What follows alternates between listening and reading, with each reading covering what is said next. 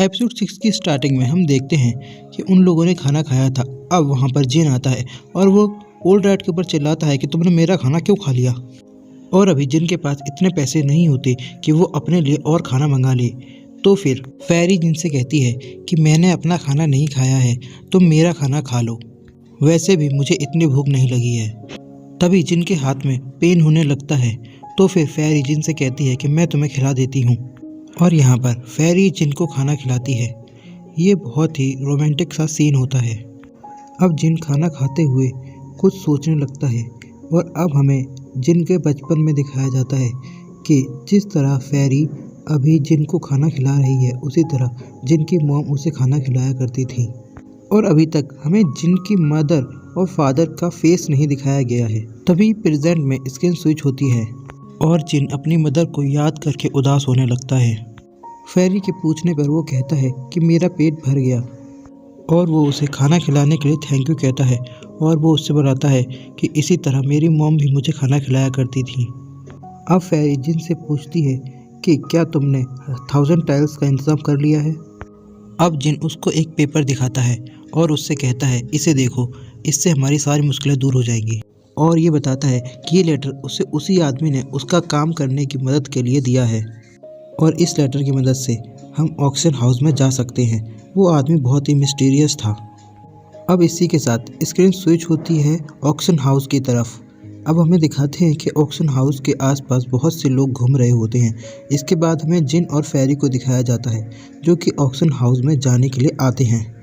अब फेरी जिन को रोकती है और उससे कहती है कि रुको, तुम्हारे कपड़े बहुत गंदे हैं, पहले मैं साफ़ कर देती हूँ। और जिन अपने मैजिक से उसके कपड़ों को साफ़ कर देती है।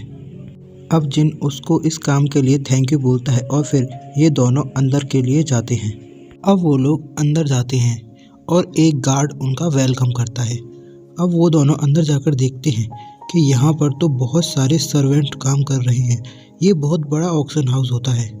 वो दोनों ऑक्शन हॉल की तरफ जाते हैं। तभी एक डोर कीपर उनको रोकता है और उन दोनों को देखता है।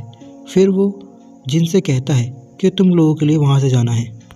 तभी जिन उसे वीआईपी टोकन दिखाता है और कहता है कि हमारे लिए एक वीआईपी सीट दो।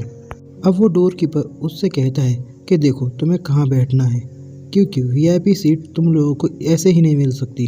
अब वो लोग अंदर देखते हैं तो वो जगह बहुत ही अजीब होती है।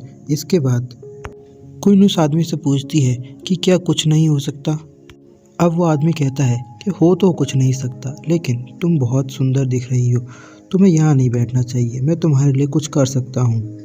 अब जिन उस पर गुस्सा करते हुए कहता है कि यहाँ से हट जाओ और उसके हाथ में रिकमेंडेशन लेटर वो देखता है। डोर कीपर कहता है रिकमेंडेशन लेटर होने से कोई फ़र्क नहीं पड़ता, फ़र्क तो उससे पड़ता है कि रिकमेंडेशन लेटर पर साइन किसके हैं। अब वो उस लेटर पर साइन चेक करता है।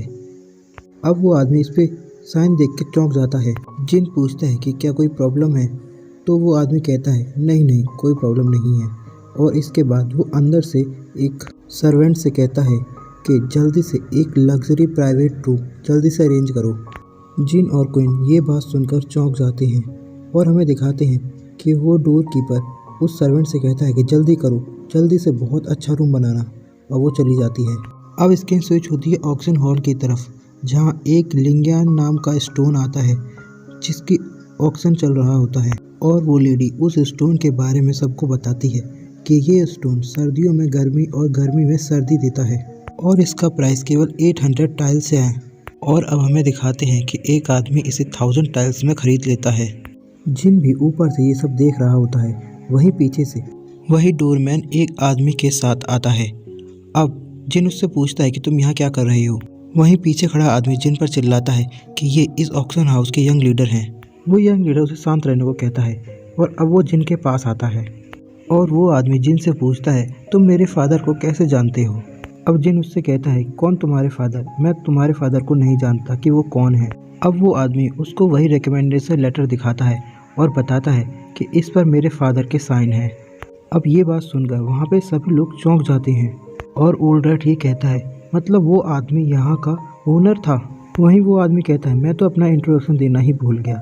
और फिर वो अपना नाम बताता है कि उसका नाम नीरुअन है और अब हम इसको नियॉन नाम से बुलाएंगे।